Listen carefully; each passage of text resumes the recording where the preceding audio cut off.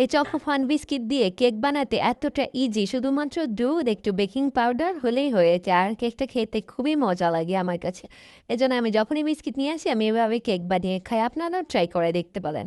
এজন্য হচ্ছে বিস্কিটগুলোকে একটু ভেঙে দুধ দিয়ে মিক্স করে তার মধ্যে একটু বেকিং পাউডার দিতে হবে, আর এটা ব্যাটার তৈরি করতে হবে। কেক যেরকম হয় আর চেয়ে একটু নরম হলেও সমস্যা নেই। তারপরে হচ্ছে আমি তেল ব্রাশ করে কেকের ব্যাটারটা দিয়ে চুলায় হচ্ছে একটা পাতিলে, আমি যেহেতু চুলায় রান্না করব এই জন্য চুলায় একটা পাতিল কিছুটা গরম করে নিছিলাম। দেন আমি কেকের ইয়েটা বসাই দিয়ে যতক্ষণ না হবে মিডিয়াম, মানে মিডিয়াম টু লো জাল দিয়ে সুন্দর করে যখন হয়ে যাবে তখন নামাই নিতে হবে। আর এটার ভিতরে কিন্তু আমি চকলেট দিছিলাম যাতে লাভা কেকের মতো হয়।